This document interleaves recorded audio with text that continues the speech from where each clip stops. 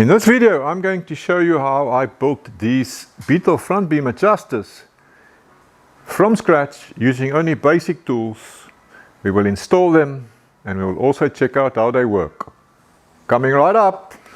Hey, how's it, jokes, and welcome back to the shop. If you don't know me, my name is Duff and today I'm working on the Renobug project again.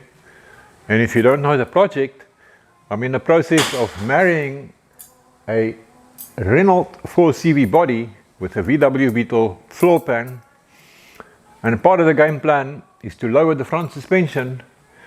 So in previous videos I took the body off again after some modifications, and then we proceeded to take the front suspension apart completely so I can start with my modifications.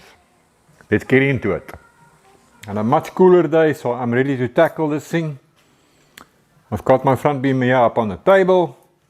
My plan now is to cut out this section right here. So if I had a nice big ass pipe cutter, I could use that, but I don't have one. And obviously I want a nice straight cut. So I'm going to use this cardboard trick. I'm sure you know it. Just take a piece of cardboard with straight edge and you stick it around your beam or your piece of pipe, like so, and tape it together. And that will now give you a nice straight line. And my plan is to cut about, say, 40 millimeters either side of the center, about 1.5 inches. So right there, I'm going to make my mark. I can do the same on the other side, and then we can cut this thing out. So I've got my two lines. 80 millimeters apart in my case. What would that be? Tad more than 3 inches. So let's make some noise. Might be messy because I never washed the grease out from the inside of this tube. Let's see.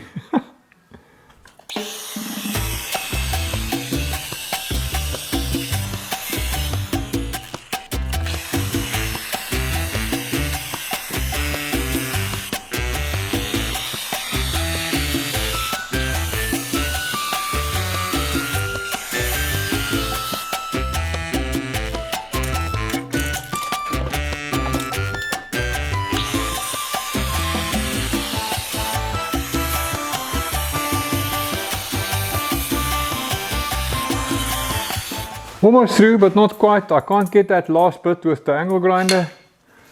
Just gonna use the good old hacksaw.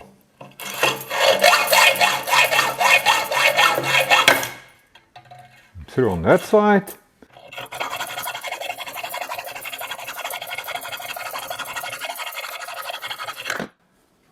Ta-da! And a well greased hacksaw. Like the barefoot mechanic says. Lubrication is the solution to all problems.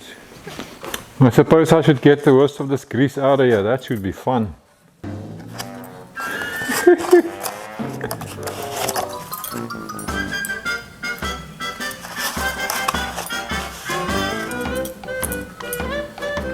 Gooey, icky, yucky.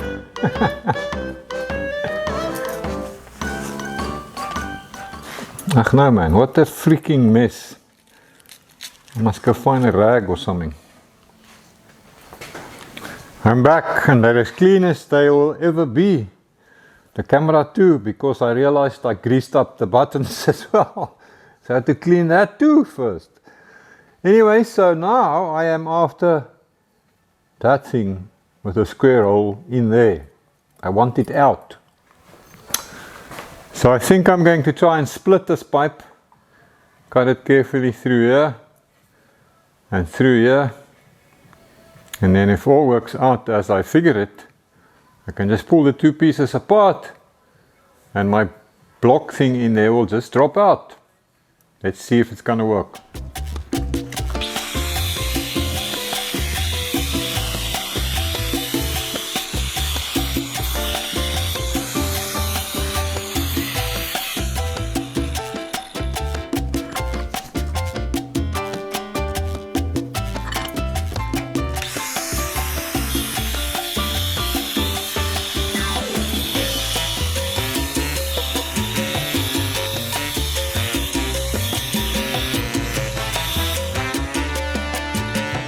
Okay, let's see, with a little bit of luck, it should now just pop right open. Hey, how about that? That's what I wanted. So when splitting this pipe, I was trying to make my depth of cut the same as the wall thickness of the pipe. You can see there's a little score mark there. So I did go a little bit deeper, but that's only like about a millimeter or even less. So I'm not going to cry about that. Other side, yeah, just a little score mark there. No, I'm happy with that. That'll work fine. Not gonna stress about that at all. So if you're wondering what we're doing, let me try and explain. So this block with the square hole in it is sitting like that, and it was held firmly in place by those two dimples in the pipe there so that it can't turn. And then the spring steel pack of blades goes through that square hole, and it's held like that so that it can't move. On the other end of that pack of spring steel blades, torsion bar, whatever you want to call it, fits into a square hole on the swing arms. And then of course that torsion effects provide the suspension, the spring. Now if we can make this to rotate, we can adjust it, and by adjusting it we can actually set the ride height. If we move this down, the car will sit lower, and vice versa. If we move it up some, the car will sit higher. So the spring steel or the torsion bar effect or the stiffness of the suspension will remain the same. We will just be changing the position. I hope that makes sense. So what we want to do now is to build a contraption that will allow us to adjust the position of the block, and then we will be able to set up the ride height very accurately, exactly the way we want it. So this piece of pipe might not look like much, but I'm actually very fortunate to have it, because it's a piece from another old front suspension beam. Big shout out to my mate Niels, aka Bugger, for giving me this piece. It's actually from a bent front suspension. If you look carefully, you might be able to see the bend there, but that of course doesn't bother us because we're just going to cut a short piece out. Because it matches, my block will fit in nicely, and obviously my Audi will match as well because it's the same pipe. So the plan now is to cut a piece off here. It will fit in right there.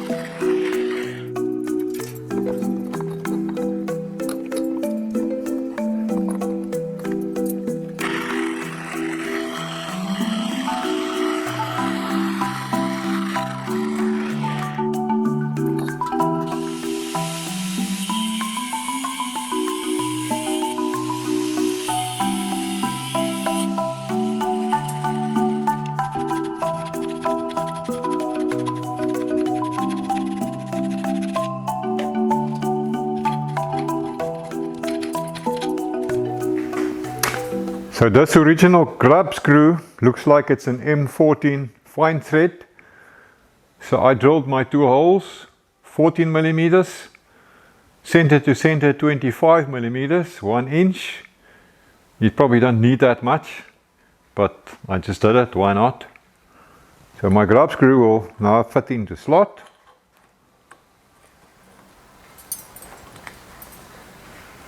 I've got my block pushed on the inside now, so we can screw the grub screw in. And now we can adjust that block.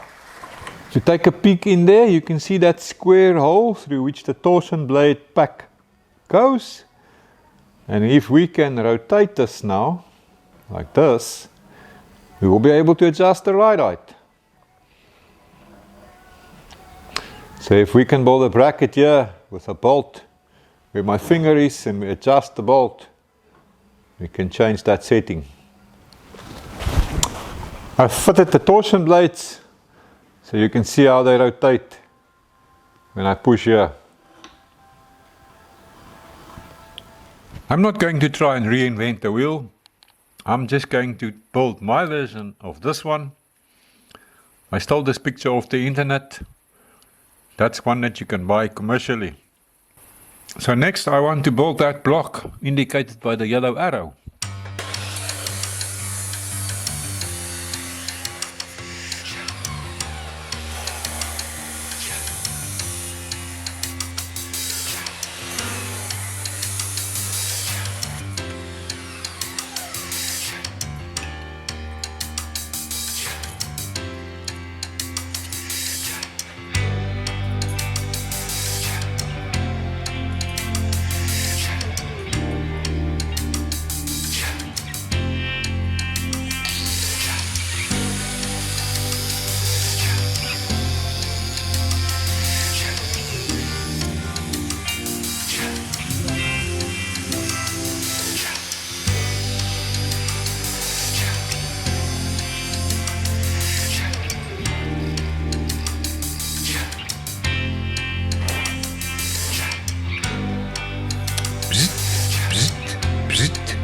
And bzzzt.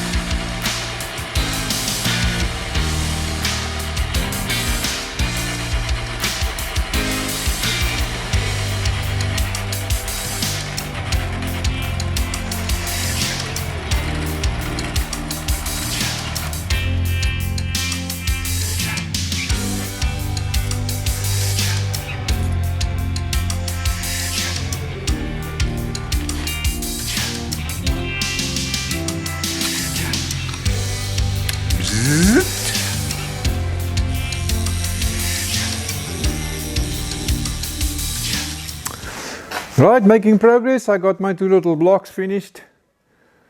Now I didn't have a piece of aluminium or aluminum, as some of you say. That would have been first prize.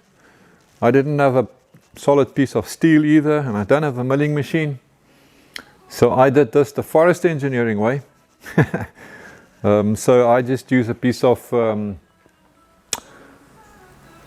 box section, 32mm square, 1.25 inch, and then as you saw I welded in a piece of pipe with the right diameter, drilled it, and then welded in a little bit of tubing with the correct ID to take the bolt that must go through there. And that's why I have this box here.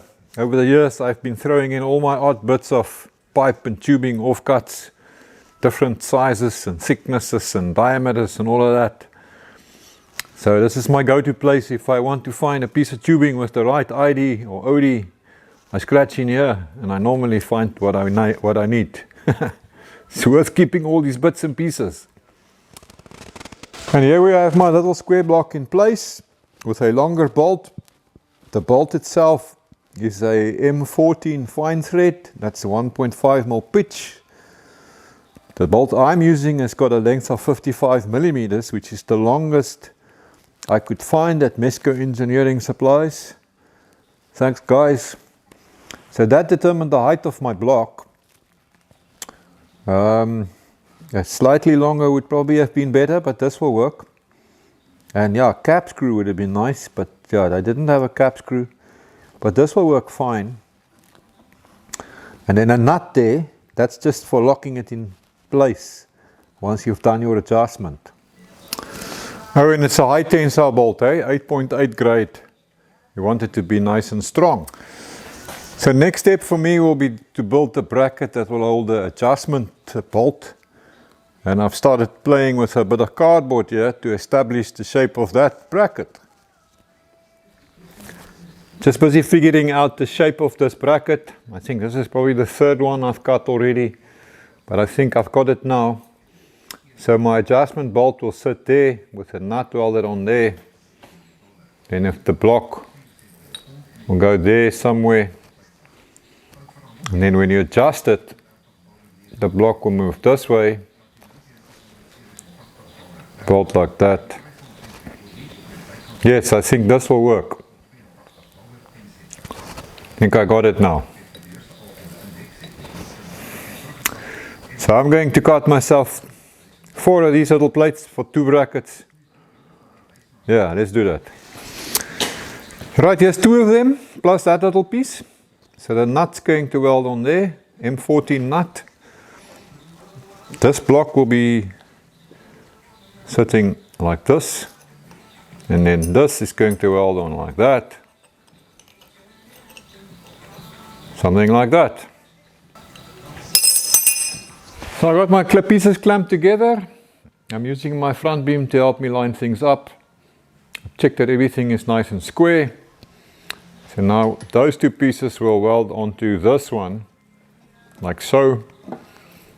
Oh, and I've just got a piece of thin shim stock in there, just to give me a little bit of clearance. I think this is a piece of aluminum flashing. It's not even a millimeter thick.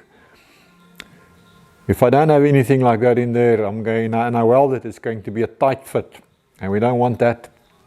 So that'll just give us that little bit of clearance that we need. So I think I can now weld this whole thing together. Bzzzt, bzzzt. And on the inside as well there. Bzzzt, and bzzzt. Just 4 light tacks first, so I can just check it out and make sure it's good. And I don't want to weld this close to the camera, so I'm just going to weld it up quickly and then I'll bring you back. I got it welded inside and out, and it's hot as hell, so don't touch it. I'm just going to let it cool down a little bit. Then I'm going to just grind the outside to make it pretty, and then we can take it from there. Almost there, man. My adjuster brackets are done. Got my bolts with lock nuts in place. Yes. The pack of blades has got that dimple there, so you've got to grind a 45-degree bevel on the end of your bolt so that it will sit nicely in that dimple when you tighten it down. Right, so my adjuster bolt is screwed in all the way. So I'm just going to push my block to the other end of the slot, and this can weld in on exactly like that now. I'm just going to tighten this bolt so that my block stays where it's at the moment. And then we can just go bzzzt and bzzzt. Piece of thin cardboard here on either side of the block, just to give a little bit of clearance. I'm just going to tack this on with 4 tacks. Then I can check to make sure that everything works as it should before I weld it fully. Let's see. Look, it works. Let's weld it before it goes anywhere. And there you have it. Something you can buy in the US for around $30. So unless you are a complete sucker for punishment like me, or you live on the plains of Mongolia, just buying it would be the easiest thing to do, wouldn't it? So a few pointers from my side to help with welding in your adjuster nicely. Clamp on a piece of angle bar like this, because that will just help you to line it up, the two tubes. So now what we've got to decide is this orientation. And having said that, there's something that I neglected to mention earlier. Before cutting out this piece, do scribe a reference line so that you know its original position, because you can reference it against the reference line, obviously. So if I have my adjuster block all the way there, and I now line it up with the original position, so it means when we sit here, we are where the stock suspension was sitting, and now if we adjust it this way, we're lowering right out. If you wanted to go the opposite way, you would have to weld it in like that and line this up with the reference mark in that position, and then when you adjust it, you will raise right out. Of course, we don't want to do that. So we need to weld it in like that. You could steal a little bit down if you want, because we want to go lower anyway. And I think just to be safe, that is original. Right, with my marks lined up, block pushed all the way over, and now I can adjust it down. I think there's more than enough. So I'm going to weld it in like that. And then obviously we've beveled these edges nicely so that we can get a good weld and good weld penetration.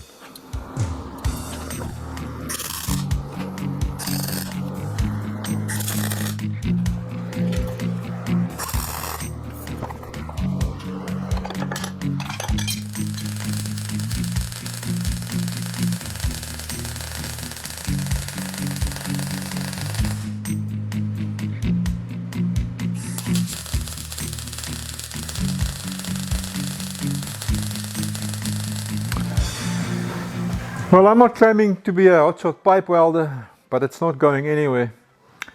So now that I've got the front or the top one welded in place, I can now cut out the bottom piece and repeat the whole process and weld this one in place as well.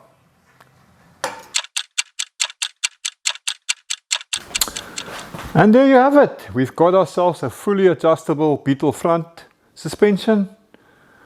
Now it needs a coat of paint, and then we can start to put this thing back together again. I've installed the torsion pack and a swing arm just so that we can see how much travel we will get. So this is the original position, and now if we adjust it and go to the extreme adjustment, that's the movement we'll get. Let's measure it.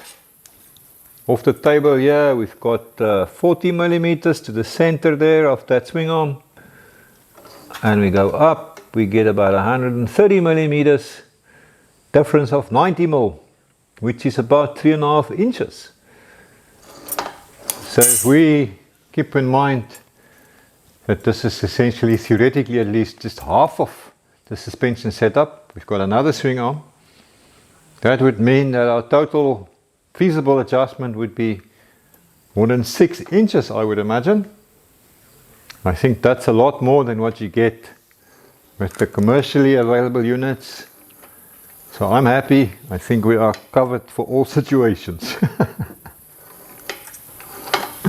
And just like that, it's all nice and shiny and painted again and looking better than what it did 50 odd years ago when it was new. Almost ready for installation. We still got to rebuild the spindle assemblies, fit new king and link pins and bushes and all of that stuff. But that is in the future. I'm happy with what I've accomplished here. And thanks very much for spending some time with me out here in my shop. I enjoyed your company. So I will see you in the next video. Until then, have a lekker one, my brothers. Whatever makes you happy, it just depends on you. So think a little bigger and